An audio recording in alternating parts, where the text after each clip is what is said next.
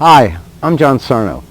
This acting lesson is one part of a four-part series of lessons which will allow you to teach yourself the foundation of acting for TV, film, soaps, and commercials.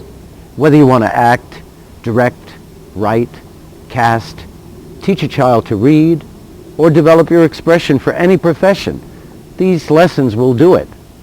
Become the ultimate reader. Let's start.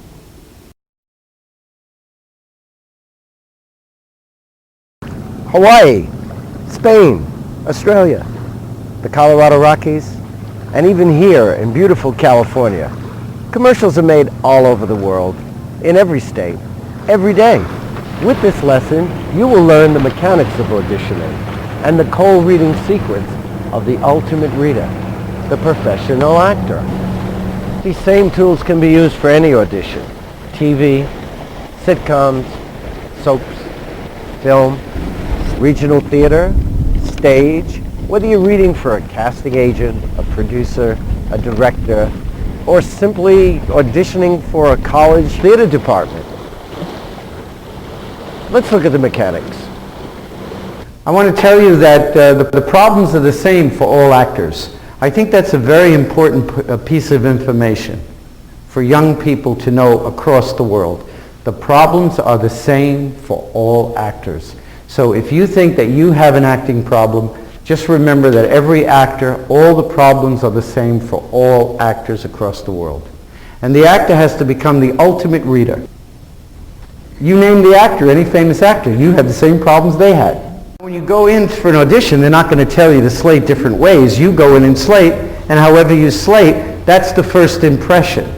That's the first impression you make. That's how people remember you. The first impression you make is how people remember you. And you don't want to be nervous. You want to walk in the room with a purpose. Any question? No. Have you done this before? Yeah. Do you like doing this part? This is the hard part. Yeah. Really? What's hard about it? That you're talking to nothing but a camera. You know what I think? Tell me if this is true, because you would be able to. Even though I don't really know you. Okay. Isn't it about not knowing what people expect of you? Yeah. That's what I think it's about. It's about when you go on an audition, there's no rehearsal. You don't know who the person is that you're going to meet unless you met them before. It could be a different sex if you're reading a scene. And you really don't know what they want. And you really don't know how you're going to respond or what the expectations are. And so that places the actor in a position where he's kind of stuck. He goes, God, what do you expect of me? So I think in the 35 years or more of teaching and acting and auditioning that I have in my life, and I've worked with everyone from superstars to super athletes to models to nobodies to children, also worked in the criminal justice system, everyone has the same problem. What do you expect of me? But what do you expect of you? That's the important thing. Okay? Hi, my name is Jaime Perez, and I'm 14 years old. Okay, good. That you just gave the information. But give more of your sense of your personality. Are you a happy, warm person? Yeah. Okay. And, if you're not a happy, warm person, then act like you're a happy, warm person. Hi, I'm Jaime Perez, and I'm 14 years old. Very good. Wasn't that good? And have your intention go there and back, and it's who am I? Hi, I'm Adrienne Kendall. Okay, and for commercials, you don't want to rock your head back and forth, or for TV shows, unless that's really your character. So just be aware that you're doing that. And with your eyes, take people in. Hi, I'm Adrienne Kendall. Good. Do it like letting people in and taking them in, because this is the first impression that people get of you. When I've trained people who were married to directors and producers, they told me that they take the tapes home and they watch them in the living room with their friends. So you never know where this tape's going to wind up. So do it like it's forever, and you want people to have a good impression of you. Hi, I'm Carl Brown. Good, cut. And you can practice that at home. You can practice with your video machine and your camcorder. You can practice with a mirror. You can practice with a bottle, just talking to the bottle. Very important to practice slating your name. Good afternoon. Don Harris. And a cue card might be up here, and also you might get the paper, and you might see a storyboard, and the storyboard will show you the pictures of what you're supposed to do. If you're supposed to bend over, pick up, run, etc. They'll tell you to sit down because they're sitting down, or you have to say, I want to get up. I'm going to get up in the scene. You don't go in and say, can I move? Can I get up? Get up and make a sudden move. You want to tell them, because otherwise you're going to get up and they're going to be startled. And you are allowed to move. Let's have you slate your name. Hi, my name's Denise Russo, and I'm 14 years old. Good. But you want your energy to go here and back to you. So not only are you sending it there, but you're taking it back to yourself. See. But the energy should always go from there and back to you. And you have to feel yourself making that circular energy. Try that. Hi, my name is Aida Sonnenschein and I'm 17 years old. That was good. Hello, my name is Regina Gustafsson and I'm 50 years old. Hello? Okay, I think when I was talking to you earlier, you took me in more than you took the camera in. Okay, take them in a little bit more. Hello, my name is Regina Gustafsson and I am 50 years old. Good. Cut. It is very important that you hit the mark. Because if you don't hit the mark, you'll be out of the range of the camera and the light, and you'll hear someone say, cut. And so it's very good for actors to mark the house up, the kitchen, and practice hitting the mark. Let me see you hit your mark. Oh, that's almost right. Okay, behind the mark. Behind the mark? No, just like over here, look. Perfect. So now what you're going to do is you're going to show everybody how to do this relaxation exercise before they go in on an audition or into an office by banging their feet and squeezing their toes and blowing their breath out. Bang your feet. Okay? Now squeeze your toes in your shoes. And now let go of your toes. Very good. Now look into the camera and slate your name. Very good. Janea Corinne Smith. Good. Say hello. Hello, Say I'm Janea. I'm Janea. I'm Janea. What's your last name? Janea Corinne Smith. Good. And how old are you? 4. Good. Right here. 4. Good. Very good. The old actors used to look down like this here because they were trying to find their mark. So you want to practice in your house, and you want to learn to exactly hit that mark from a spot. Walk backwards. Count the steps. 2, 3, 4, and now come backwards. But you got to do it without looking down. Okay. Practice again.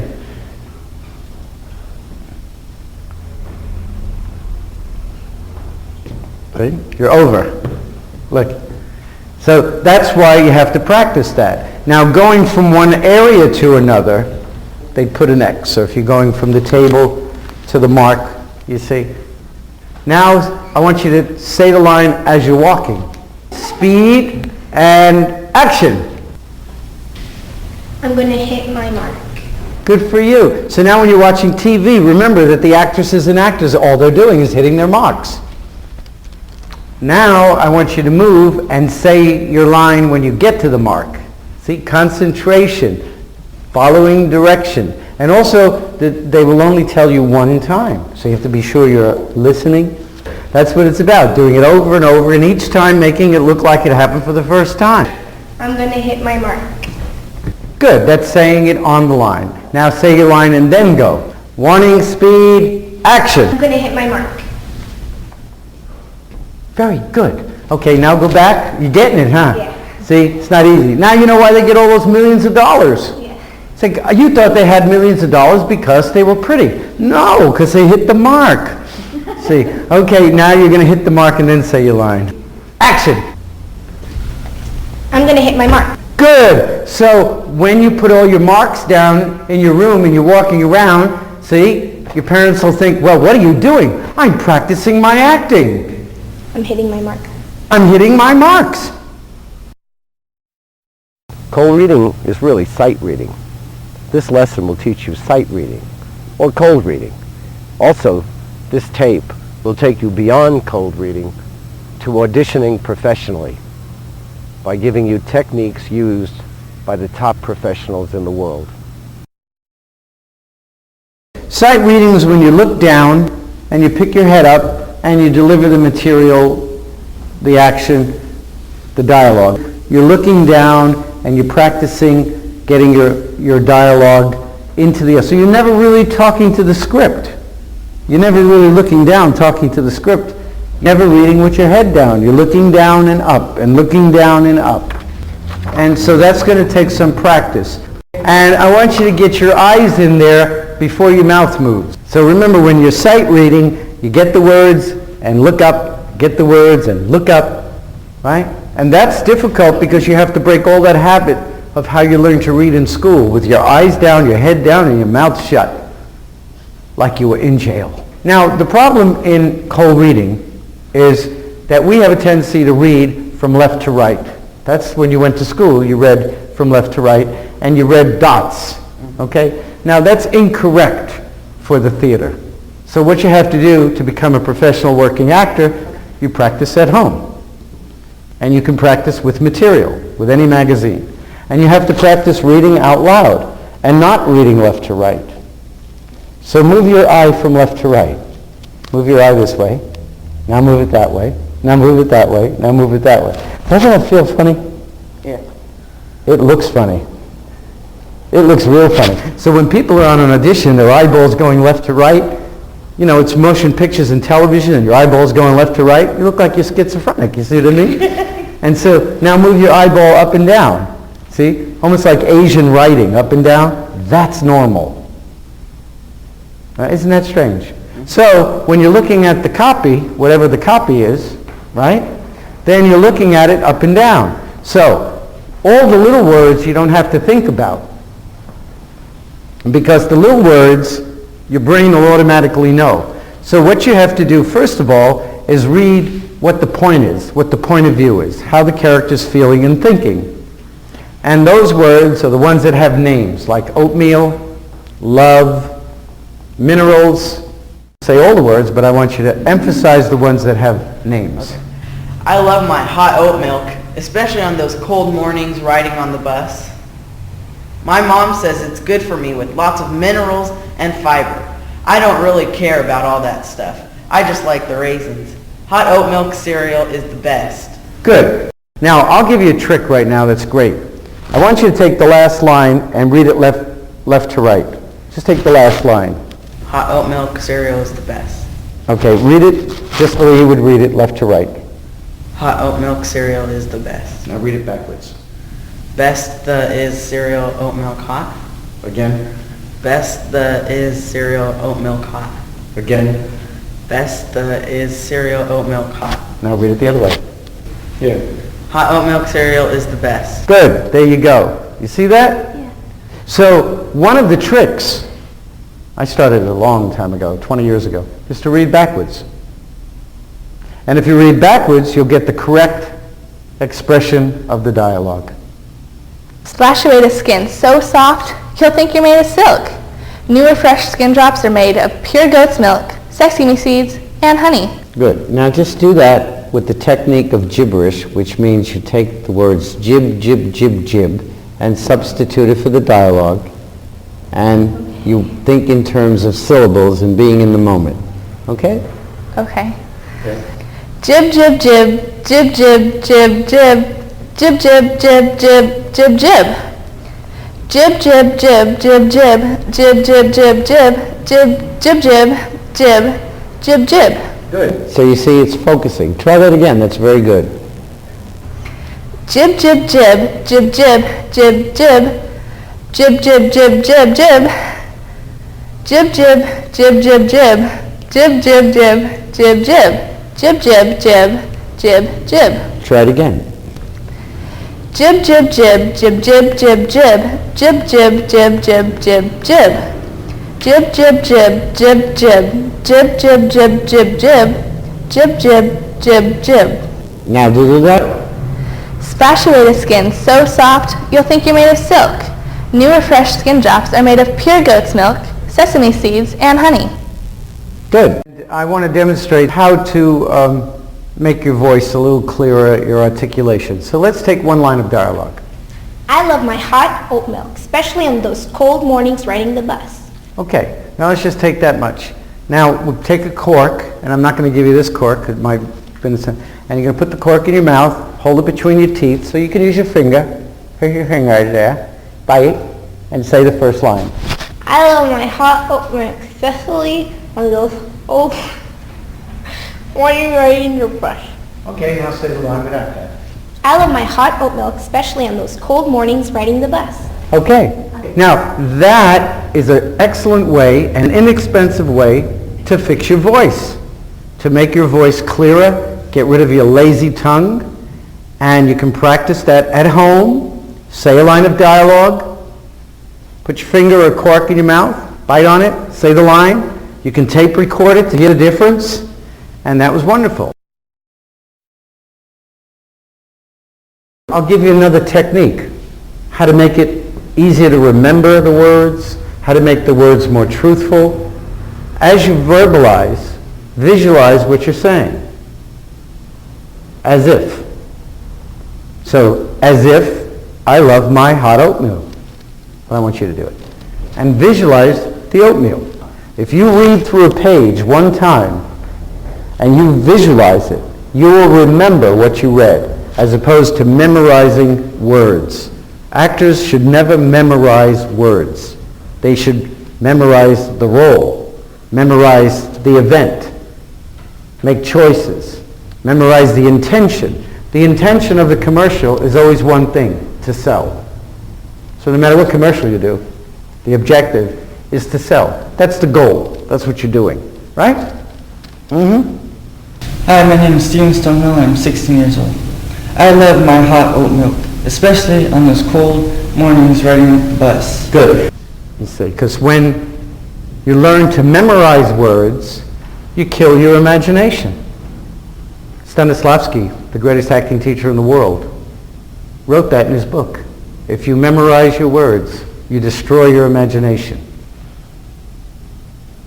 But if you memorize the images, you increase your memory, you increase your imagination, you increase your willpower, you increase your expression, you express your emotion. It's a much better process to study. And it doesn't matter if you're studying for an exam or you're studying how to do a commercial or a TV show or a motion picture. It's the same thing. It's reading like a professional actor. It's also not about the words. It's about what's underlining the words, what's under the words. Actually, the words in acting, in TV and motion pictures, 10%. 10%, the words are 10%. So if you're looking at a movie script, the words are 10%. The rest is the thinking and the feeling. Thirst Striker, it's not only, it's... You're not ready. I don't like this one. Huh? I don't like this one. Oh, well, you can't go there. Because you can't go there. You know, it always bothers me when actors say, oh, I have a television audition. It's a terrible part. Oh, it's a terrible TV show. Oh, it's a terrible monologue. Well, your job's to make it work. When you go up on an audition, they might be testing their material to see if it works. So you go in, and you're the expert, and you're going to show exactly how this is supposed to go. And no two people are the same. So the first thing is to have the right attitude about the material. What are you going to do? Perfect it. Perfect it. Make it work. So if you're having a problem with words, mumble them. Thirst Striker, mumble them. Thirst Striker. Thirst Striker. Thirst Striker. Thirst Striker. Thirst Striker. Now say it. Thirst Striker. Perfect. How do you like that for a trick? How do you like that for a reading trick? Just mumble the word and then pronounce it.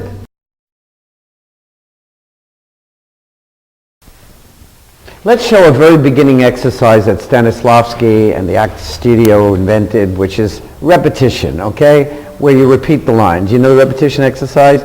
You listen to the line and repeat it. Let's just do the first line. I want to show repetition. She's too new and inexperienced for my father to promote. She's too new and experienced for my father to promote. For my father to promote? Because you're on a different point of view. She's too new and experienced for my father to promote. She's too new and inexperienced for my father to promote. She's too new and experienced for my father to promote. That's a line reading. React to what she said.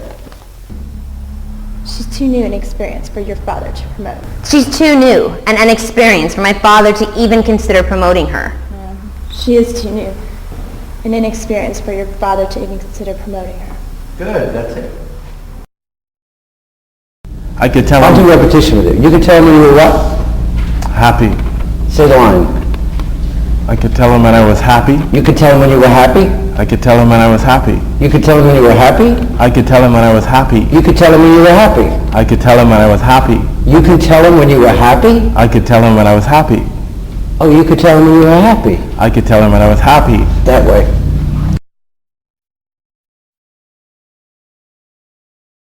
I love my hot oat milk, especially on those cold mornings riding on the bus. My mom says it's good for me with lots of minerals and fiber. Right here, there's a dot. And so you said, on the bus, my mom.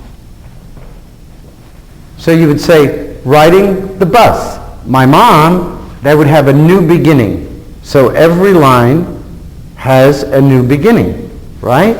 So when you practice reading out loud, whether you use a tape recorder or use a video machine, tape recorders are great.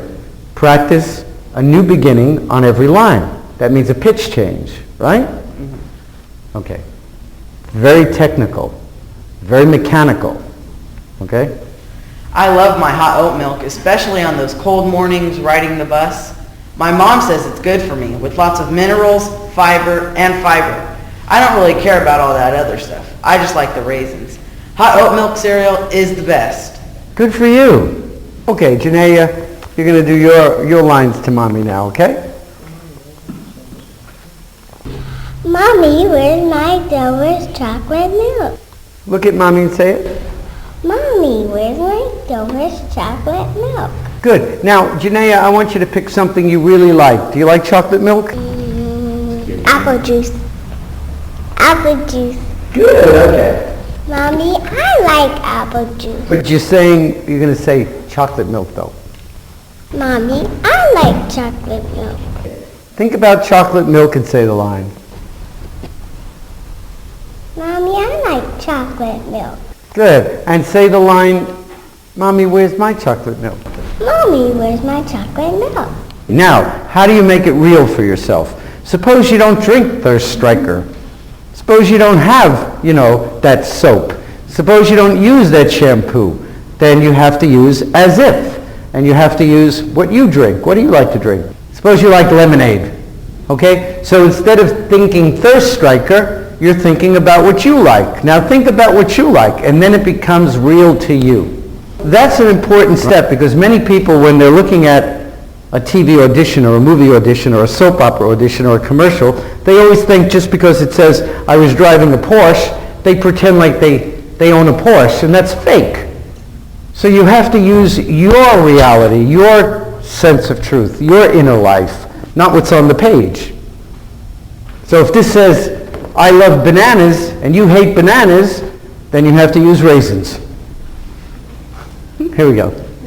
Thirst Striker. It's not just another sports drink. Thirst Striker's vital herbal combinations not only quenches my thirst, but also boost my concentration for school and sports. Now if I could just figure out how Thirst Quencher can help me with my dating.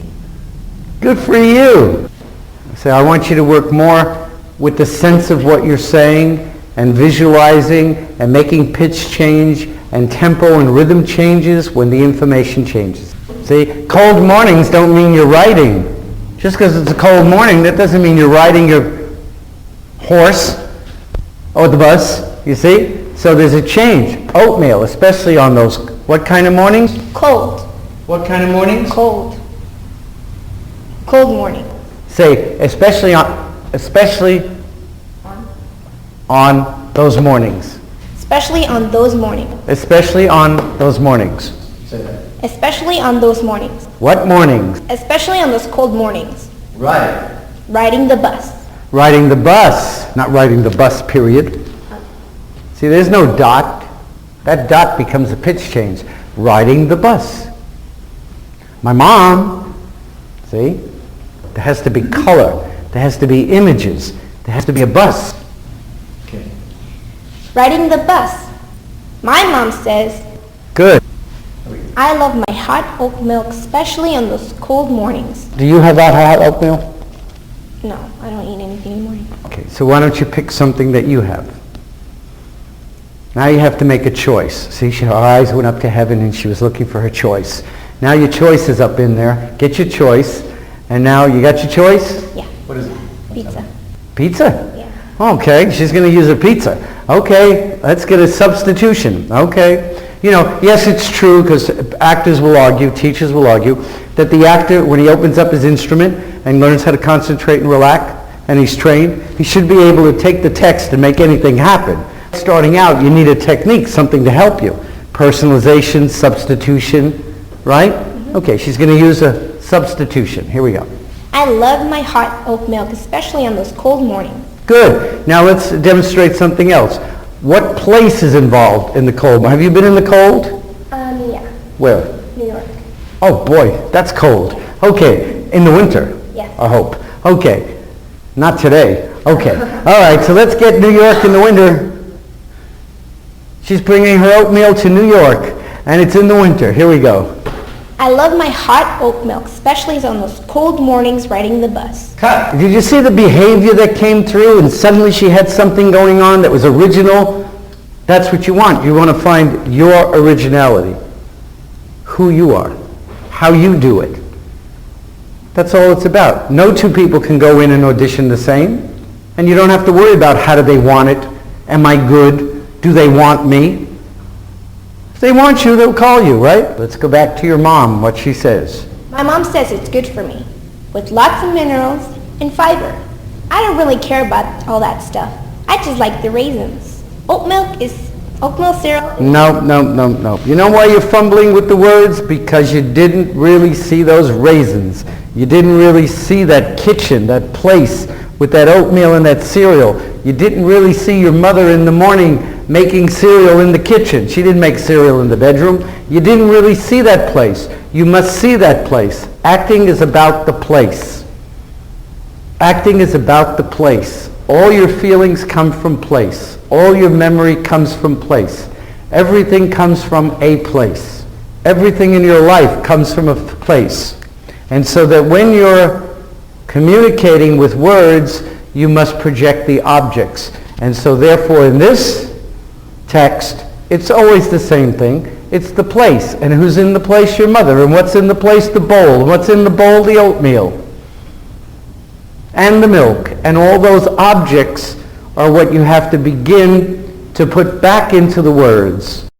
The lesson you're about to take involves one of the basic foundations of all script use, whether auditioning, scene study, or monologues, which is the famous environment or place exercise, barely taught anymore.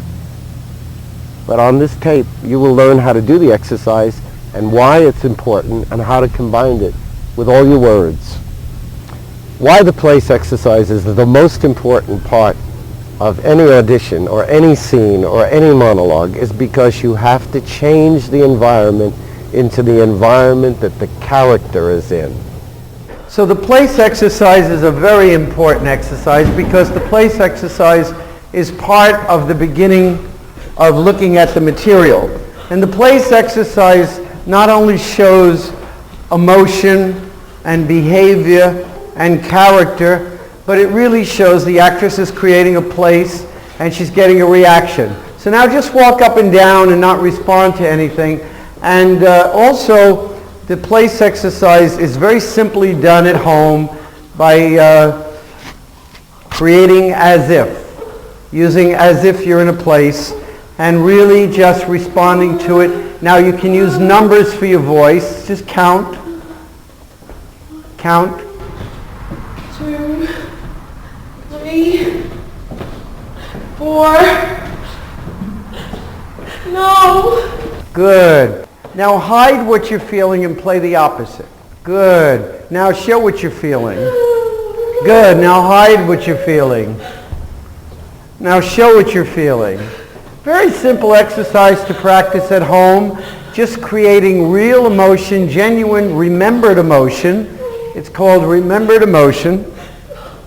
By focusing on the sight of the place, the touch of the place, smell of the place, the sound of the place, any one of those 5 keys that bring you to the place. Okay, so just walk up and down again, longer walks. So you sit down and get up. Sit down and get up. Very good for film acting, very good for TV, and very good for drama, and also good for comedy. Let's turn it into comedy.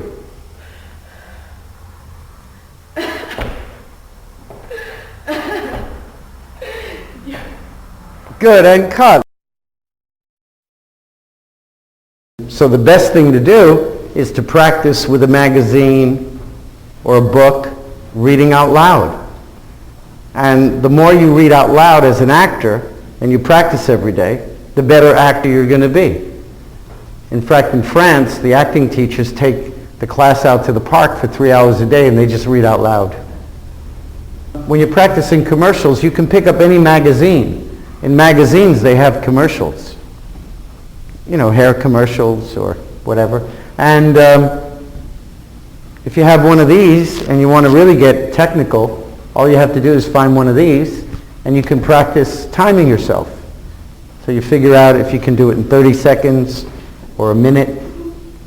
And also, by watching television and going through the channels 4 minutes a day in the morning, afternoon, and night, you start to see what commercials you can be in. And you write down, this is the way they dressed, this is the product. And so you can do your homework with the television set. And you can also tape the commercials. You can parrot the commercials by repeating them. So all the homework that the actor can do to get ready to do commercials is right there on your television set. And all you need to do is channel surf, tape it, write it down, or repeat it as you hear it. If somebody says a line in a commercial on TV and you like the way he said it, repeat it. Okay? And so all the homework right there in your living room. 4 minutes a day, in the morning, afternoon, night. And make a list of all the colors of the clothes, make a list of all the products that you write for, and then you know exactly how to market yourself in commercials.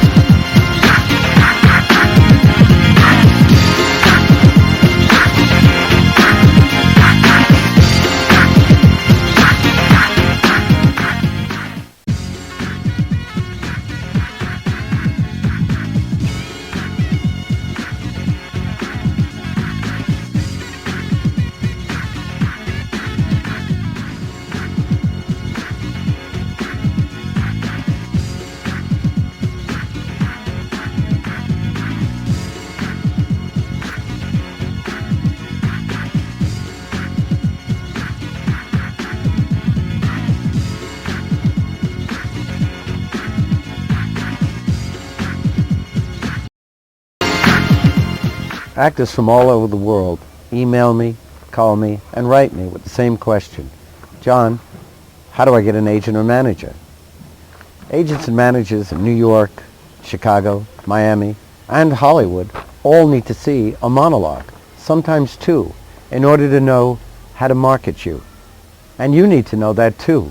So in this lesson, you'll learn how to work with this monologue. So now we'll show you how to break down a script for a monologue. In a monologue, you have to have an overall goal, what the character is fighting for, what the character wants in the end, what the overall objective is, whatever you want to call it. It's what the character wants at the end, what the character is doing, what his intent is, what the character's intent is. Firmly directed. What the character is firmly directed on, what the character's mind is set on. If you want to pick an intention, if I was in the situation, what would I do? And then you have to make it up. You have to create it. That's the creative part of acting, picking the intention. In this monologue, you can use the intention to reminisce about my dad, to explain how I became a successful piano player. Okay, when you look at your monologue, the first thing to do is to find the point of view of the character, how the character feels and how the character thinks. The fastest way to do that is to locate the point of view words in the text. Those are the words that have a name, the words you see circled on your screen right now. That's the way the character feels and thinks. If you know the way a person feels and thinks, then you know what they do. If you know what a person feels and thinks, then you know what they say. So you don't have to worry about memorizing the monologue, because you will know what a person says because you will know their point of view. Break it down into a beginning, a middle, and an end. The beginning is at the beginning, the end is at the end, and wherever you decide the middle is, that's the middle. So you can write the monologue out and remove all the punctuation marks and break it down into sequence of events. To define sequence of events, it's an occurrence, a result, the coming of one thing after another. So you have to find where is the end of the first event, then you have to put a line. Then you have the beginning of the second event, then the end of the second event, then you put a line. And then you memorize that sequence, that series of events. By doing that, you don't have to memorize words. It's much easier. It's easier to memorize the sequence of events than to memorize words. Also, when you memorize sequence of events, you won't forget the words, because you'll know the event, what the character thinks and feels in that event about everything, and what the character is doing and what the character is saying. Then one day he was gone. End of event. I guess that's why I started playing the piano. Event. It seemed like every note was a way I could talk to him. End of event. Okay, here's another event. I was only 6 years old, slash. But still I figured, well, music, you can't see it, slash. And Daddy, I can't see him anymore either, slash. But I always believed that the individual sounds, the vibrations from the piano would be able to touch him. So let's take a look at actors working on this monologue. So you can practice monologues talking to the camera, talking to your tape recorder, talking to your lamp, talking to your mother. You have to decide what the emotional reality is of a monologue, because a monologue is when you're having an emotion and the emotion's coming up and you're remembering something that makes you emotional. And so you're breaking your monologue down into the sequence of events. Okay, so the first event is vibration. That's how I remember him. Big, strong, and full of life, and his laugh would rock the house. Then, one day, he was gone. I guess that's why I started playing the piano. 3 events. So I want you to give 3 events, okay? Event number 1. Vibration. No, think about the sound. Oh. Think about the sound, that sound you like, and that made you so emotional, and it was such a happy time, and then just go right into the word vibration. Vibration. Nope. You got to think about it. Get the sound going. Here we go. Hello. You want to be a method actor. Get the sound going. Get the sound going in your head. Right? You hear with your eye and you see with your ear. That's a new one, right? So you get that sound going, right? Look. Vibration. Right? Go ahead. Don't worry about this. This is going to be there. Don't even worry about this, because you're starting to worry, aren't you? Are you worrying? About what? The words. Not really. Oh, okay. Well, let's see you create the sound then. Vibration. Nope, I didn't see the sound. The camera's going to see the sound. Want to see the sound? Pick up your eyes, look at the camera, get that sound going. Now say it. Vibration. Nope. Again, look at the camera, get that sound going. Now say the first word. Vibration. That was good. Cut, print. See? And that's how you do it. Just boom, boom. Print. Cut, print. See, because you're making a film. Everybody thinks it's about acting. It's about making a movie, doing a TV show, being on a soap opera. That's what it's really about. I was only 6 years old, but I still figured, well, music, you can't see it. And Daddy, I can't see him anymore either. But I always believed that the invisible sounds, the vibrations from the piano, would be able to touch him, kind of talk to him, even though I can never really see him anymore. Good. Now, when you look down, have it come up and have it go to right here. Put your finger Right here. Yeah, so look down and have it go here and then come out. Okay. Let's just do a couple of lines that way. Okay. I guess that's why I started playing the piano. It seemed like every note was a way I could talk to him. Good. See, when you audition, you want it to appear like it's coming from you, not from the page. Mm-hmm. Now let's do that much and add the images, as if. So there's an image behind everything you're saying. I guess that's why I started playing the piano. It seemed like every note was a way I could talk to him. Good. Now put in who he is. So you'd use the substitution, or your own dad, or your boyfriend, or someone, an image, a movie star, somebody you saw in a magazine, something that's real to you. I guess that's why I started playing the piano. It seemed like every note was a way I could talk to him. Tell him when I was happy, when I was sad. For a long time, mostly angry. Very good. I was only 6 years old. But still, I figured, well, music, you can't see it. As you look down, make sure you don't break away from the image. Because when people see you looking down on an audition, they think you broke off. Okay. They think you're making the words important. And also it breaks you out of the character. So when you're looking down, keep that image there. Keep your intention there. The intention's also an image. The action's also an image. Everything comes from the image, from the inner work. And Daddy, I can't see him anymore either. But I always believed that the invisible sounds, the vibrations from the piano, they would be able to touch him. Even though I can never really see him anymore. Mm-hmm. Tremendous difference in your voice, more animated, more free. Okay, lift the dialogue, lift it up. So there are always positive and negatives, and actors have a tendency to make everything negative because everything looks negative on the page. So if it looks negative on the page, change it to a positive. In other words, if you play the opposite of what's written, it's great. I guess that's why I started to play the piano. Good. Now you suddenly lit up and you became animated. A lot of actors, when they do their monologues, they're very somber, say, or they're afraid to go over the top. The point is to be animated. Okay, why don't we add sensory recall to the monologue, emotional memory. So because a monologue is about an emotion that's rising. And so what exercise, what task, what technique, what would you use to get that emotion? What's your best?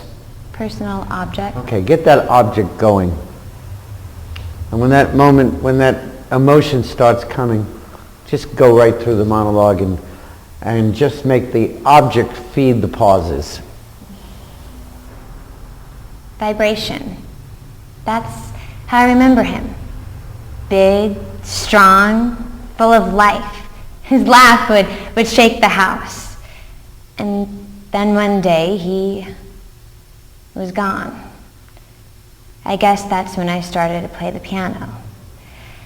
I thought that these vibrations were a way I could talk to him.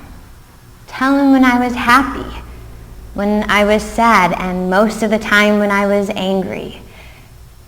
I was only 6 years old, but I figured, music, well, you can't see it. And my daddy, I can't see him anymore either. I believed invisible sounds, vibrations from the piano, were a way that I could touch him, kind of talk to him, since I can't see him anymore. Fine, and a personal object is a small object from your life that nobody knows anything about but you. In the last clip, you saw the famous personal object exercise used to feed emotion to dialogue and produce behavior. Now we will demonstrate how you can teach yourself to do the exercise, apply it to the work, and see how deep it goes emotionally. With the exception of the personal object being used in performance, the exercise begins with relaxation. So the areas, it's like in yoga, the head is straight up, and the jaw should go, see, because you come down the sides of the face. Because in television and movie acting, the face is very relaxed. And the connecting muscles are here and here and here. And if you move the finger, you can feel the hand. And the lower back and the legs, see. Very good. And see, and really, and just hold the breath for a count of 5. Very good. Yeah, very good. See. And make that long sound, that ah.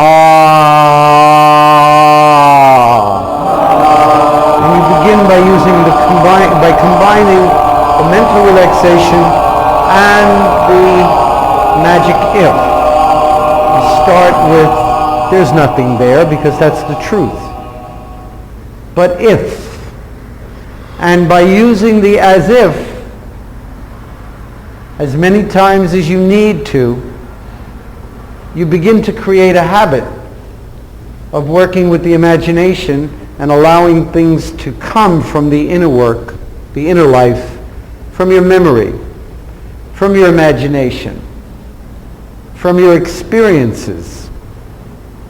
And you begin to understand how it makes you think, how it makes you feel. The actor has to be a person who trusts the way he thinks. An actor has to be a person who trusts the way he feels. Okay, let's review the personal object exercise. Simple to do. You relax your mind. You place the object on your chest with your imagination, with as if. You do not try to create an emotion. You relax, use as if, and allow the object to produce the emotion. If the object is your ring and you put this imaginary object on your chest, all you say is, if I had the ring on my chest, how would the ring feel? What you working on, Carl? Personal object. Okay, personal object's a small object, and where is the object? On my chest. Okay, can you feel it there? And if you leave your hands off your body for the exercise, just to allow it to develop, see, because, and you can even stand up because the chair is an object. Now the actor is beginning to do the creative work with the personal object. The exercise allows the actor to experience being in the moment and developing faith and trust in himself and his creativity and imagination, producing thoughts, emotion, feeling. These are secondary emotions, not primary emotions. Actors should never use primary emotions. A personal object is, for example, a small object, like a ring, a key, part of somebody's body. It's an imaginary object. It doesn't have to be in your life right now. The way you use as if is you say, in your mind, if I felt the object on my chest, how would the object feel? What is it making you feel? Sad. Sad. Okay, and whatever sad is, express that through numbers. Just use numbers like words. Like 1, 2, 3, 9, 5, 6, you know. 3, 1, 2, 3. Good, and send the numbers to the pole over there. 1, 2, 3, 4, 5. Yeah, long sound, Carl. It's very good. Yeah, just relax.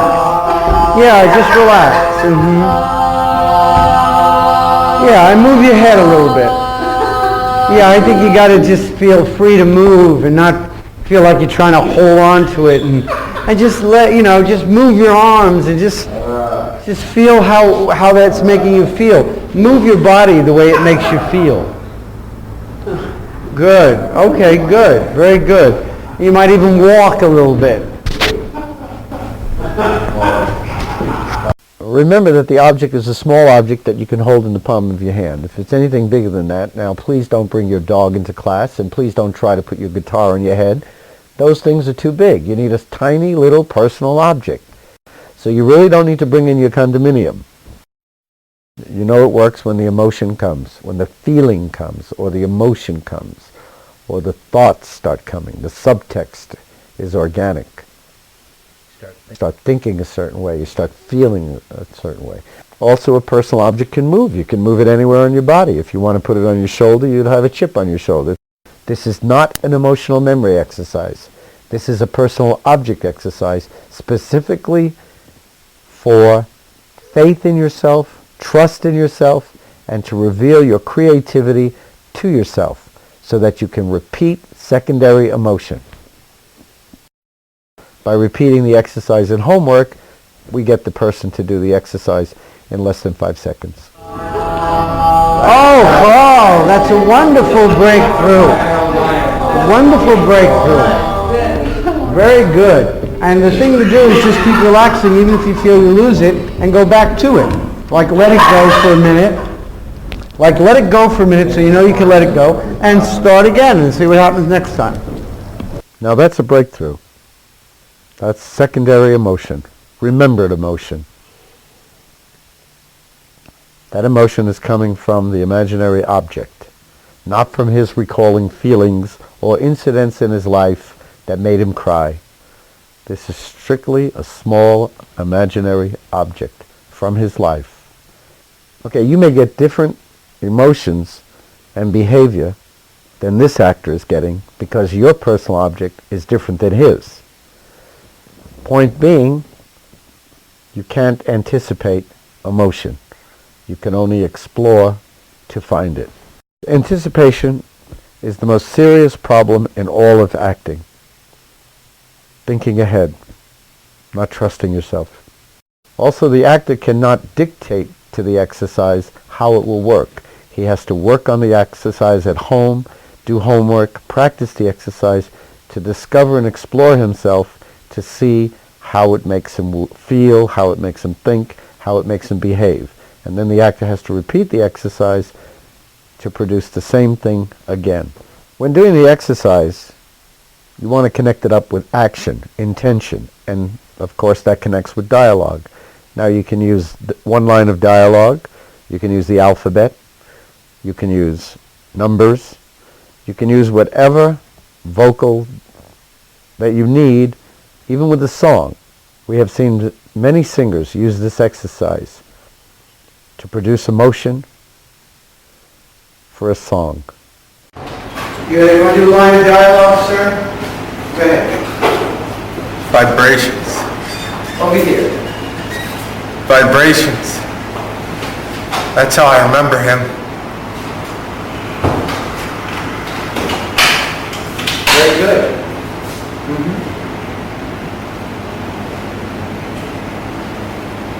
Say it again. Vibrations. That's how I remember him. Good. Very good. So here's your monologue. You've seen how to break it down. You've seen the demonstrations. So practice, and you'll have your own monologue. Or apply the same tools to any monologue. How to pick a monologue? Well, you can write one, pick one by subject, pick one by character, or pick one by style of the play. You can find the monologues in monologue books. You can piece together a monologue from a scene book. You can write your own monologue. You can search for monologues on the internet. Good luck.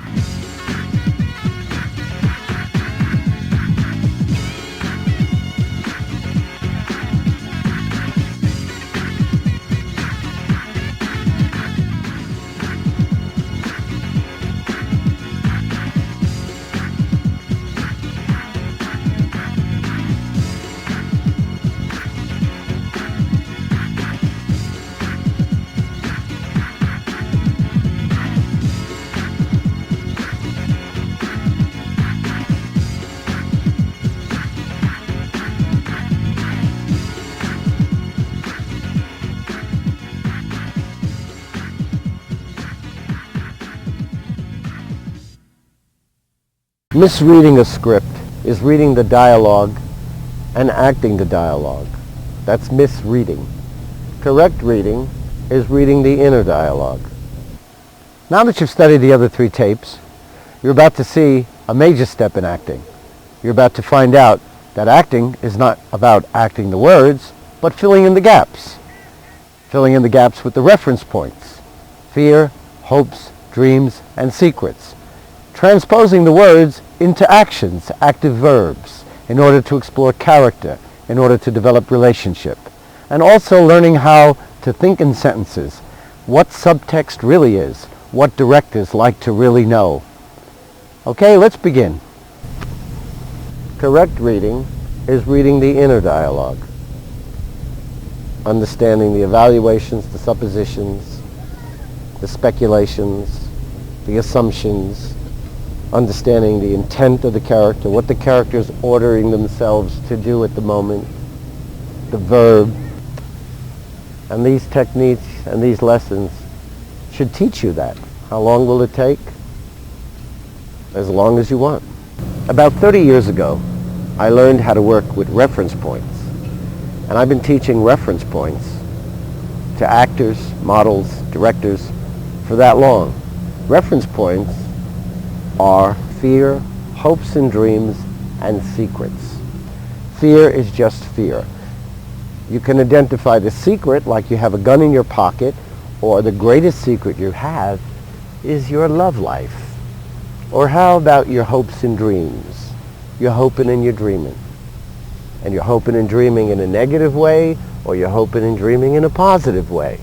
In other words, you're having a fantasy. So let's look at some people doing it. Hey, Donald, is it really that bad? Okay, and do that with a secret underneath. Hey, Donald, is it really that bad? Good, and say it with a fear underneath. Hey, Donald, is it really that bad? Good, and you can see the difference, right? Okay, that's the 3 reference points in acting. Now say it also with hopes and dreams, that you're hoping. Because hopes and dreams and secrets and fears can be negative or positive. And so when you're looking at your script at home, you want to break it down into the point of view, your intention, what's motivating your character, what your character wants. Hey, Donald, is it really that bad? Maybe. It's only a basketball game. Good. Lift up his spirits and use an image of the game.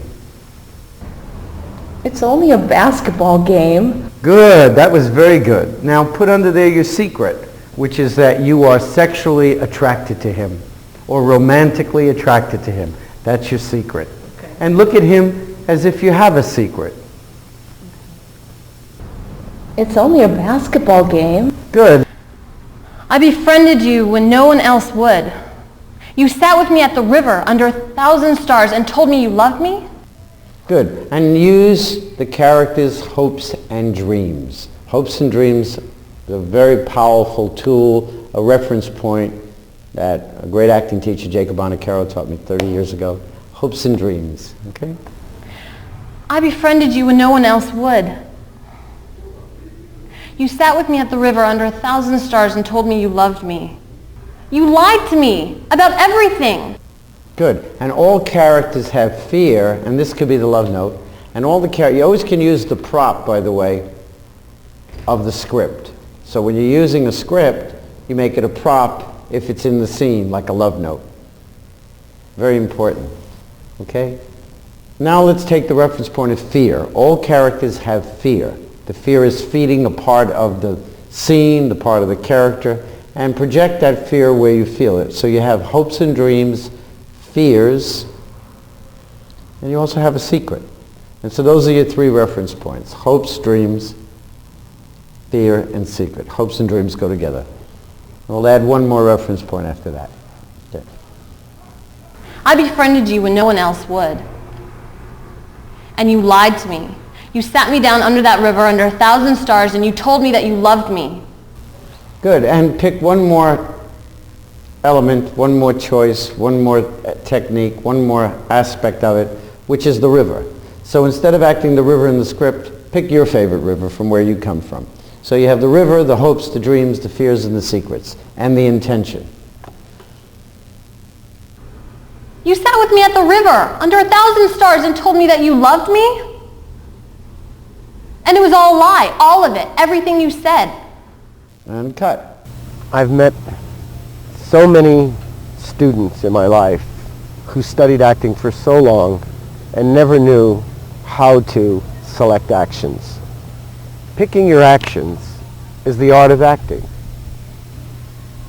Picking your actions breaks down the script into what it really means, what really creates the conflict, what the character is really doing, why the character is doing it, when the character is doing it, where the character is doing it, how the character is doing it, what would I do in the situation, how do I do it, what must I do, and translate that into an active verb. Not an emotion, an active verb. I must flirt. I must kill. I must lie. I must seduce. Simple, easy. So let's look at some people doing it. Every word is the most important word in your life. So now every word has to be something that you're using to get what you want. So let's add an action. And your action, let's just add the action to insist. To keep her on track and You're lie. hitting on me. I beg your pardon. We were in the middle of a seance and you're hitting on me. I was speaking to your great Aunt Plexi. Good. To accuse. To defend myself. You're hitting on me. I was speaking to your Aunt Plexi. Quiet, please. We're in the middle of a seance and you're hitting on me. I was speaking to your Aunt Plexi. Quiet, please. If they were any larger, I think I'd drool. Pardon me? Good. To prove he's a creep. To turn everything into a joke. You're hitting on me. I beg your pardon. We're in the middle of a seance and you're hitting on me. I was speaking to your Aunt Plexi. If they were any larger, I think I'd drool. Add relationship. Keep those intentions. Add the relationship, right? Turn him into a little child, infantile, right? Turn her into a judge. You're hitting on me. I beg your pardon. We're in the middle of a seance and you're hitting on me. I was speaking to your Aunt Plexi. Quiet, please. If they were any larger, I think I'd drool. Good. This is just how to develop and explore a relationship. Turn her into a cop. Turn him into a fool. You're hitting on me. I beg your pardon? We're in the middle of a seance and you're hitting on me. Aunt Plexi's apple pies. Good. To get him involved in a discussion. To insist on silence. You're hitting on me. I beg your pardon. We're in the middle of a seance and you're hitting on me. I was speaking to your Aunt Plexi. Quiet, please. If they were any larger, I think I'd drool. I beg your pardon. Good. We can still make dinner together. Besides, it's only my father. Monica and Eric are joining us. You invited Monica here? Okay, so to demand an answer. Go ahead. You invited Monica here? Okay, to question. You invited Monica here? To find out. You invited Monica here? Good. See, so there are positive and negative, and it's very good to go against the script. If the script is negative, go positive. Okay, here we go. Moving on. Forget it. I'm not going to let you treat me this way. Your mother's the one who wanted me to work here. So accuse her. Forget it. I'm not going to let you treat me this way. Your mother is the one who wanted me to work here. Okay, very good. And to defend yourself. Forget it. I'm not going to let you treat me this way. Your mother is the one who wanted me to work here. Very good. Again, defend yourself. Forget it. I'm not going to let you treat me this way. Your mother is the one who wanted me to work here. Good. Okay? A conflict means that you want something and somebody is opposed to it. A conflict means that you have an attitude about yourself or the other person is looking at you from a different angle. See? And so you're looking to find out what is the conflict in the scene. Is it the conflict because the character thinks, has an opinion of herself and the other person doesn't have the same opinion? Is the conflict because you want something from the other person and they're not going to give it to you? Now a conflict has to build. There should be a beginning, middle, and an end. Okay? So it's not just about a screaming match. A lot of acting classes, they just scream at each other. I've seen so much of that in Hollywood. But that's not a conflict. That's just a screaming match. So basically, the overall idea is things lead to a conflict. And a conflict goes further and then resolves. Okay? So let's start it from the conflict. I'm young. I'm looking for the perfect girl. I mean, I just want to put her in my car and drive for 3 years. Very good. I want you to create a bigger conflict. I'm young. I'm looking for the perfect girl. I just want to put her in my car and drive for 3 years. Good. When you create a conflict, remember that you always want to win, because your conflict's doing this. Boom, boom. And it doesn't mean screaming. It just means your intention is to manipulate her, compete with her, get what I want, you see, because your conflict is part of human nature. It's part of nature. Wind is a conflict. Rain is a conflict. Okay? I'm young. I'm looking for the perfect girl. I just want to put her in my car and drive for 3 years. Very good. Thinking in sentences is something you have to really practice, because if you're thinking about the dialogue and you're trying to think in sentences, your brain won't do it because you can't think of two things at the same time. So one's got to go. Which one's got to go? Thinking about the dialogue. Some of the things that are available to develop your character have to do with the way people think. Understanding the evaluations, the suppositions, the speculations, the assumptions, understanding the intent of the character, what the character is ordering themselves to do at the moment, the verb. People assume. They listen and they assume, and they live by assumptions, which quite honestly is a mistake. Also, they live by evaluations. They evaluate and they reevaluate. They do that negative and positive. And then they speculate. And you should look up these words in the dictionary so you can qualify them for yourself. And also they use supposition, where they start to believe that something is almost true. So let's look at some people doing it. Making decisions. We understand your character by how many decisions the character makes and how your character makes decisions. She's too new and inexperienced for him to even consider promoting her. Very good. Now fill in the gap with speculation. Suppose. Supposition. Suppose it's true. Are you implying that my father has some other agenda besides the bottom line? Very good. Now, we live by assumptions. So, assume. He was just showing her the ropes. More like showing her the robes. Look, I know you worship your father, but playing dumb is just not your best color. Fill it in with your secrets. More like showing her the robes. This is like a soap opera. And in soap opera readings, you're telling a lot of stories at once. So think in terms of how many stories you could tell at once. That's how you get soap opera acting. And I've trained so many soap stars. And you get a lot of emotion, a lot of urgency, and you're both fighting to win. So fill the gaps with your intention. She's too new and inexperienced for him to even consider promoting her. Inexperienced. They spent an entire week experiencing each other at the Bahama Convention last week. Down, there's a gap, and you fill in those gaps simply for beginning acting, which you're not beginners. No, no, no, yes, yes, yes, so you never have a gap. You always have that energy up inside, like 5 voices screaming in your head. No, no, no, yes, yes, yes. Okay? So start with no, no, no, yes, yes, yes, and then go into the line. And just keep that no, no, no, yes, yes, yes, which keeps the whole thing a great audition. She's too new and inexperienced for him to even consider promoting her. Inexperienced?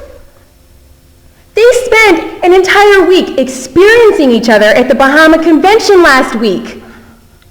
I don't think Monica's ideas are what your father's interested in. Are you implying that my father has an agenda outside of the boardroom and the bottom line? Look, I know you worship your father, but playing dumb is just not your best color. Very good.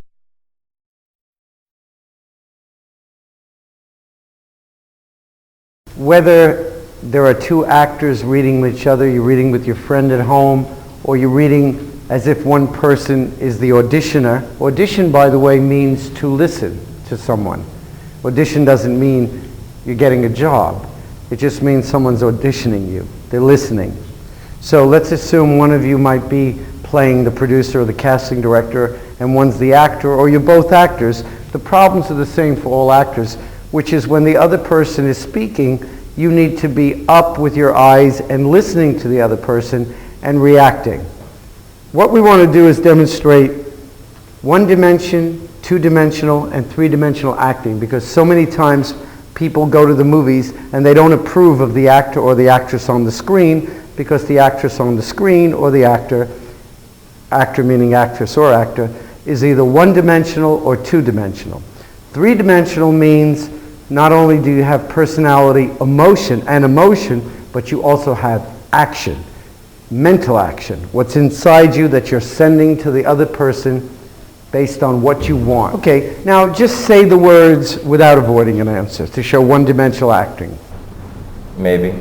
Okay, show the words without, do the words, with just personality. Maybe. Do the words with just emotion. Maybe. Okay, now do it with three dimensions: emotion, intention, and personality. Action. Maybe. Good, defend yourself. Forget it. I'm not going to let you treat me this way. Your mother is the one who wanted me to work here. Good, now bring in your personality. Forget it. I'm not going to let you treat me this way. Your mother is the one who wanted me to work here. Good, bring in your intention. Forget it. I'm not going to let you treat me this way. Your mother is the one who wanted me to work here. Very good. The animal exercise is just another way for an actor to get to physical traits for a character, and also emotion, and also to break the habit of inhibition or self-consciousness. The old joke around the world was always, the method actors become monkeys. Well, no one can say that anymore, because some of the greatest actors in the world in film have reported exactly which animal they used, and later on in this lesson we'll tell you who did that. The best thing to do is go to a zoo or rent a video and study all the categories. Go work at it. The animal exercise is another category in technique.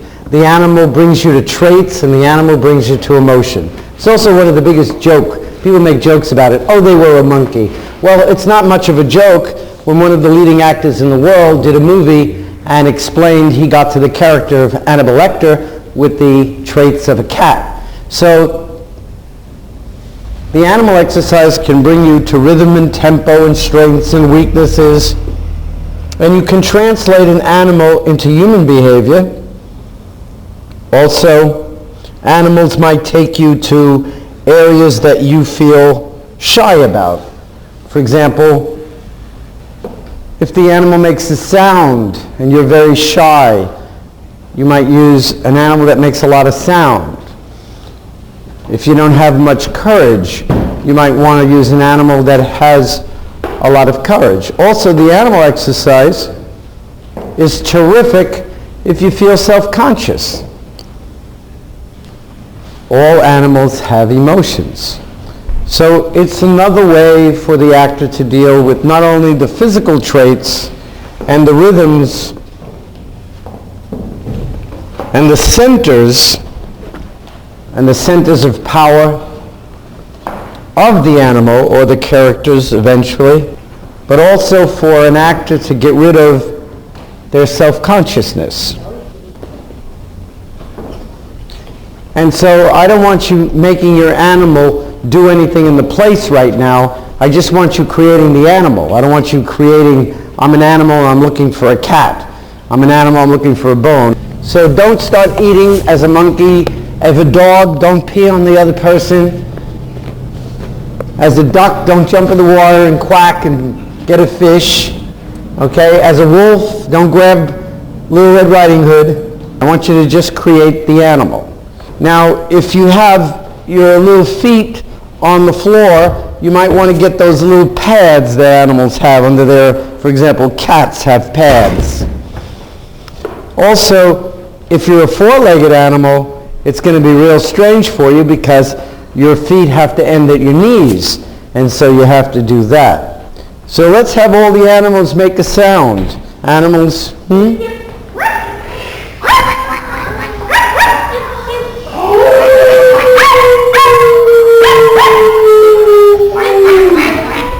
Also, your animal has an age. Don't forget the age of your animal. And please don't forget that your animal has a sex. Is it a male? Is it a female?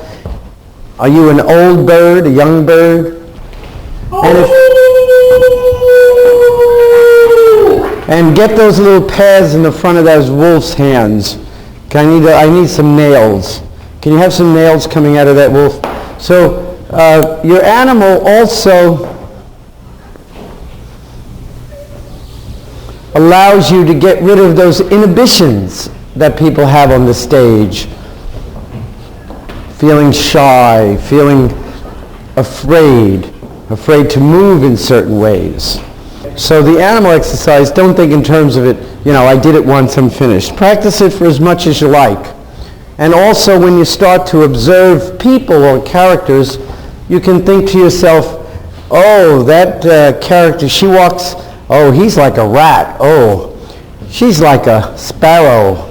So if you feel good about your animal and you want to start today to bring it up into a person, see, okay? So for those of you like the wolf, we can have that wolf slowly get up and he can slowly become a human, keeping some traits of the wolf. And you can think of your animal as my character going to be a doctor? Is my character going to be, is it somebody from a classical play? Is it going to be somebody who walks fast?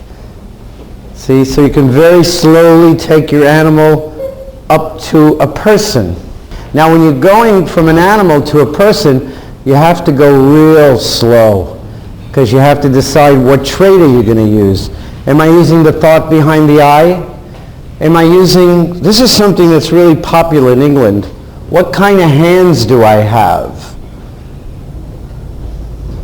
Suppose you're playing somebody who's, they're getting off alcohol and they handshake and they can't hold the bread, and you might want to do certain kind of hands. What kind of a walk does my animal have, you see? See, now the way Lisa is holding her head, terrific. And what animal were you doing, Carl? Hamster. Are you taking it to a man? Mm-hmm. And Mr. Brown's doing the wolf? Okay, so let's have you move, because you want to find the walk that you're using for your character, the rhythm. Pick a trait that you want to bring to a person, or some overall strength. Remember that the translation to a human is a difficult one. Tempo is the speed of your movement. And that is part of the behavior, the way your animal turns its head. The way your animal reaches for an object might be different than the way you do as a person, but it might help the character.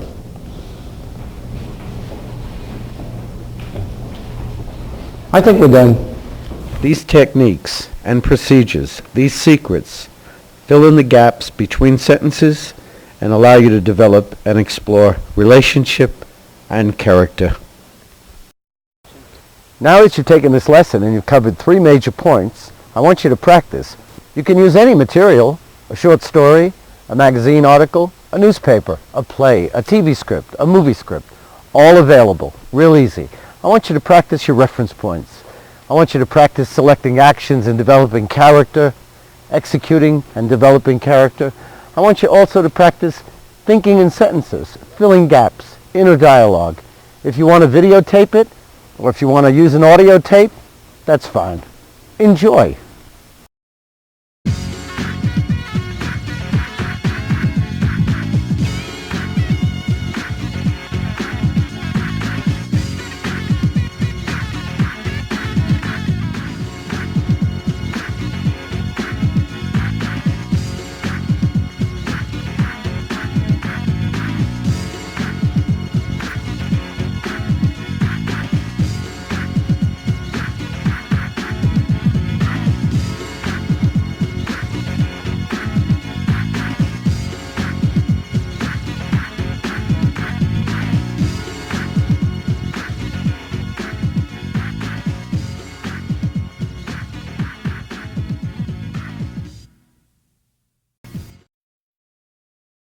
You use exercises from your own life, because everybody has a cup, hot or cold, and so that's easy to create that because you're familiar with that from your everyday life. Everybody takes a shower and a bath, so you're familiar with that from your everyday life.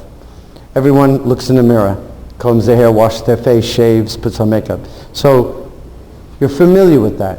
So the basic foundation of acting begins with things that you're familiar with that don't necessarily lead to emotion. So it's the beginning of feeling, it's the beginning of imagination, it's the beginning of sensory recall that lead to concentration. In the mirror exercise, you see yourself as an object.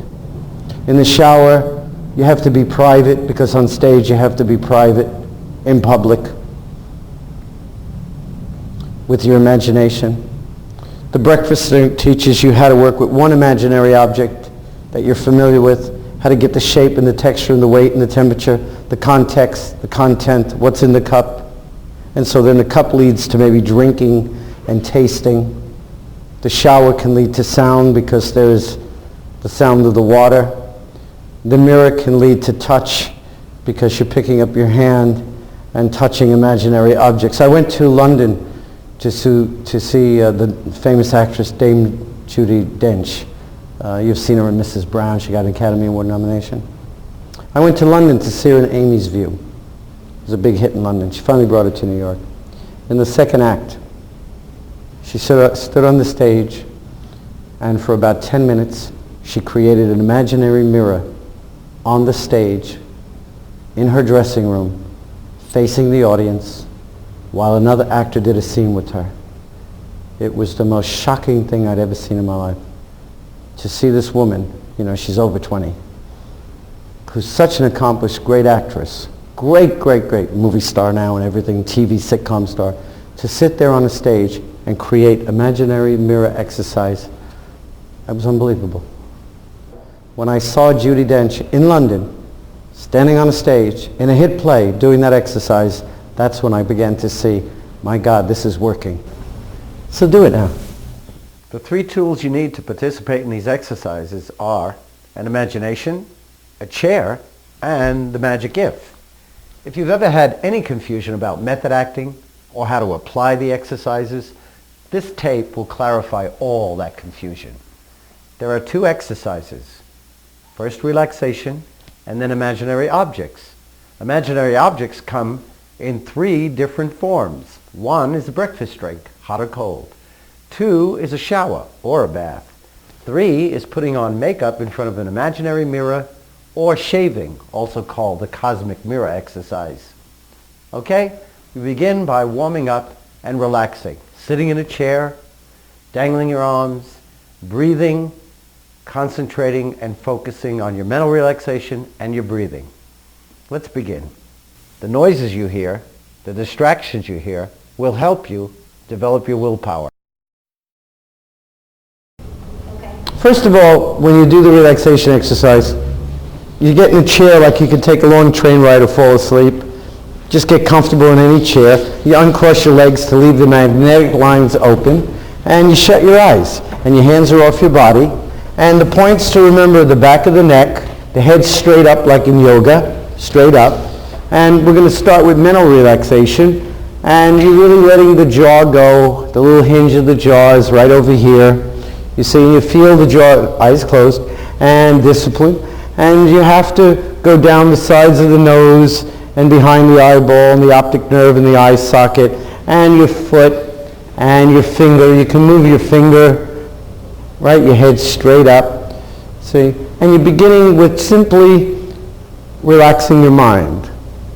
And you can start with, I am in the center of what I create. And you go to the left and right side of the temple area. And you begin to go to the right and left side of the brain. And you're breathing. You're taking a breath, hold it into the abdomen.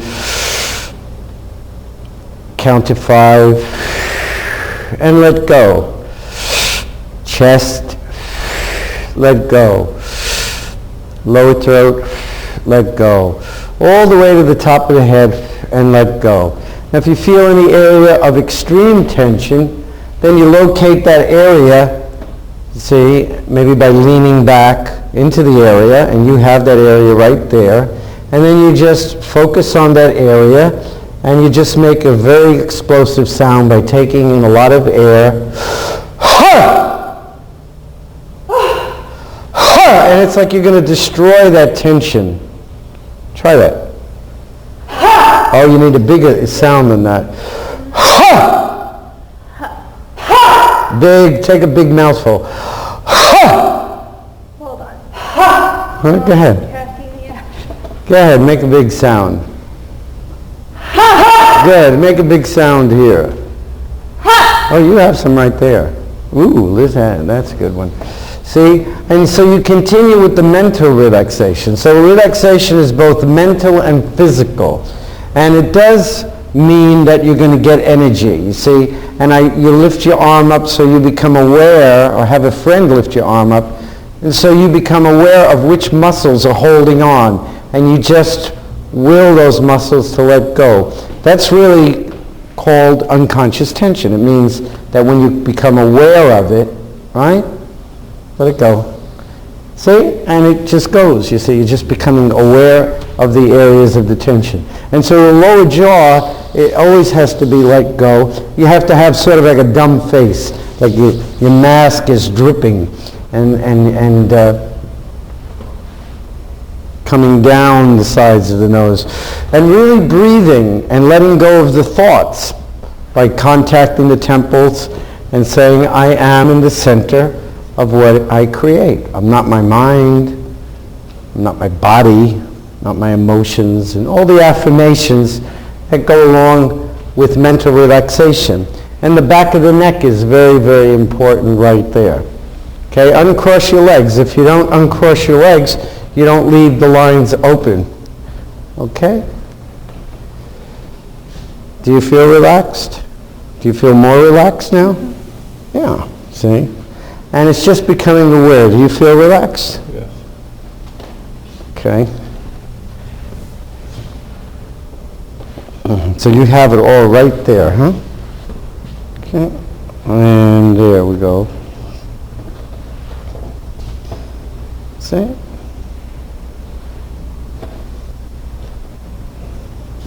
Oops. See how relaxed you are mentally? You feel that? See, and now you're ready to do the creative work, which is the next step after you simply relax in a chair for a minute or so. Okay?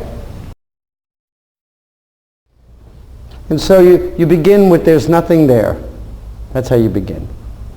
And you can clock yourself and set your clock at home for 5 minutes. If you have 10 minutes, do it in 10 minutes. You want to do it in a half hour, you want to do it for an hour, hey, go ahead. But I mean, you can really set your clock that I'm going to do my exercise in 2 minutes. In other words, you can keep getting faster and faster each time you do it. You can say, well, it took me 10 minutes to get that thing going. I got to go in 5 minutes. Now I got to get it in 30 seconds. And you can set your alarm clock and do that. Your oven timer, cooking clock. And so you can finally get it down to just like that. Boy, I can hear that sound real quick. I can smell that smell real fast. I can see that object real well. And Stanislavski said if you can see it, that's the main thing, if you can see it. Okay, so he's already started, and You're already started. And I'll give you prompting as you go, so don't let my prompting stop you.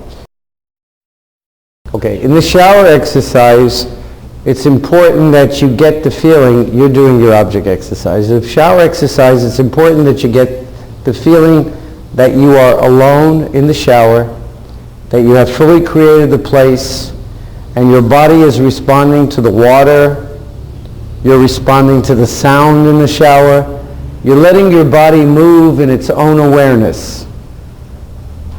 Now, how long will that take? I don't know that there's anyone that really knows how long it will take each person. I have seen people get up and do the shower exercise one time and go into a sweat. I have seen people take the exercise and it takes a couple of weeks, 5 minutes a day to get everything going. It's a question of concentration and relaxation, not looking at me, but looking at the walls in the shower. So you're reaching up, okay, and if you feel the temperature and you want to start opening your eyes in the shower exercise, Todd, if you want the water to be colder, you use as if. If you want the water to be hotter, you use as if. If you want the sound to be greater, you increase the sound with as if. So you control the level of the exercise, the level of the sensation. If you want your water to be faster, just use the as if. You should feel the keys. You should get the weight of the soap. There's a lot to do in the shower. But starting out, it's simply to create a place where you feel alone and your body is responding. You have to physicalize the exercise. A lot of people stand there and do like this here, and the exercise is in their head. So you have to physicalize the exercise, right? Okay, and as you're reaching out, you see, as you're reaching out for the imaginary object, okay, you're reaching out for the imaginary object, right? See, otherwise you're going to pantomime. Pantomime, when it gets great, it becomes sensory. In other words, you really feel it.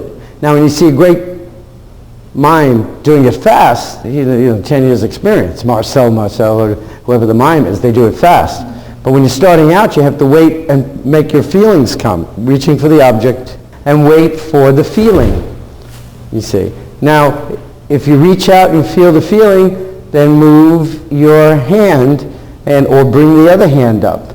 Now remember, you have to breathe, you have to relax, you have to use the as if.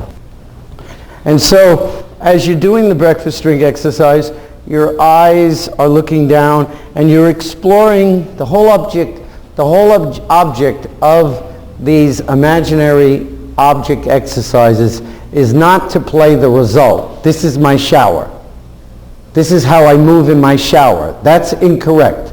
That's going through the motions.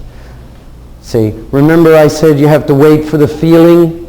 See, in other words, you're not just going through the motions, you see. What you're doing is you can move your hand and you want to explore and wait for the feeling. What's making the feeling come is that you are waiting for the feeling by relaxing and you're using if. So what feelings do you need? You need the feeling of weight, the feeling of texture, the feeling of temperature.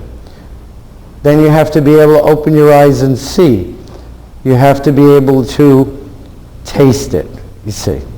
So remember, the trap is going through the sequence of the muscles, how I remember I did it. So explore, reach out, and start dealing with the place, you see. Now when you move, so remember, for television and movie, the movement's slower, so you don't have to move real fast. What you want to do is get the feeling. Keep it right there. Now for the breakfast drink, put your hand on the bottom, pick it up, reach your lip, hold it near your lip, wait for the feeling, taste it, and the ability to train your concentration, train your imagination, to train your sensibility, your ability to get your senses going, the ability to work with your instinct, the ability to increase your power and focus and your willpower and also your concentration power. And also when you're reaching for the object, you're relaxing your shoulder, you're relaxing your elbow. This is called polishing the craft, polishing the instrument. Remember, the actor is the instrument, the actor is the player. And you can practice acting at home. You can practice the foundation of the inner life of acting, which this is the beginning of, at home. You can practice it with distraction. Turn on your radio, turn on the TV, so that you learn how to concentrate under pressure. You can concentrate in the park. You can sit down in the park and do your exercise.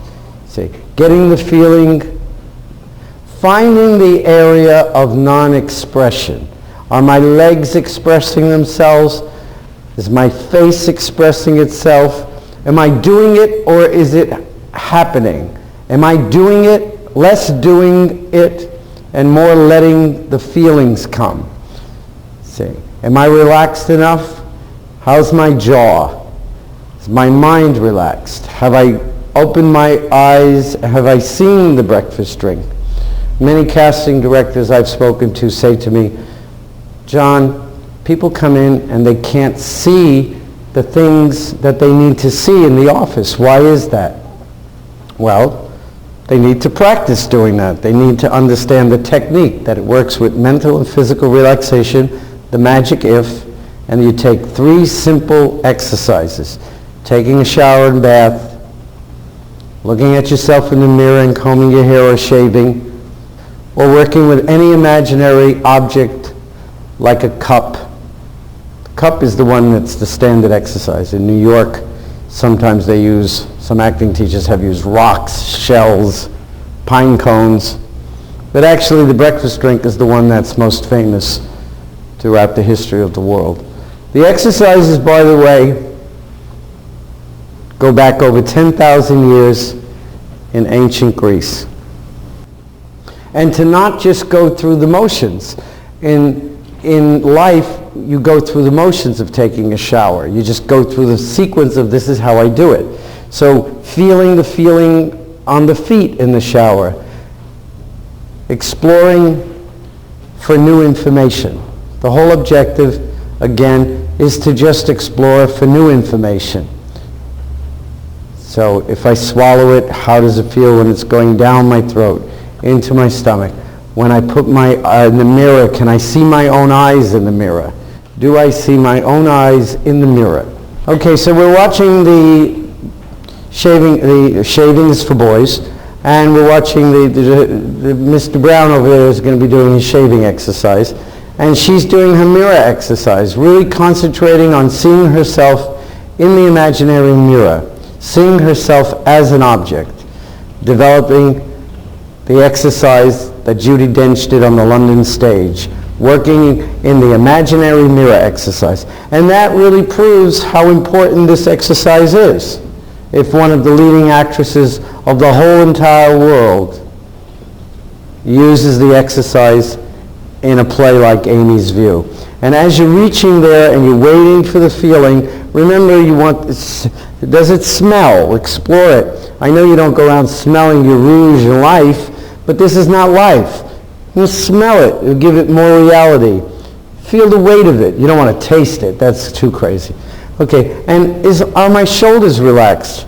Is my hand relaxed? Is my you don't have to do a lot. In fact, less is more. So just because you're moving a lot, that doesn't mean it's working on all levels, because it has to work on sight, touch, weight, temperature. See now his shaving's working really well. He's getting the sense of the object in his hand. He sees in the mirror, you see. And there you see the actor is alone. See, the actor is alone and showing you the nature of their personality.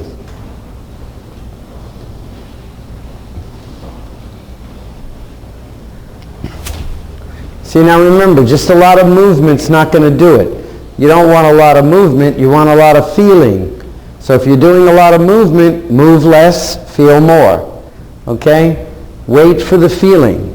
How many times a minute are you using the as if? People say to me, how many times do I need to use the as if? Well, maybe 60 times a minute. If I feel it, if I feel it, if I feel it. Because you have to learn how to train your concentration and how to train your imagination and how to train your focus and how to use the famous as if.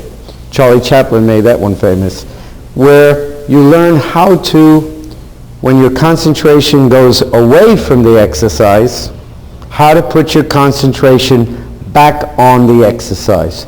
So that when you're working in the scene or the monologue or an improv, you're able to concentrate for a minute, 2, 3, 4. Motion picture acting is about a minute a page.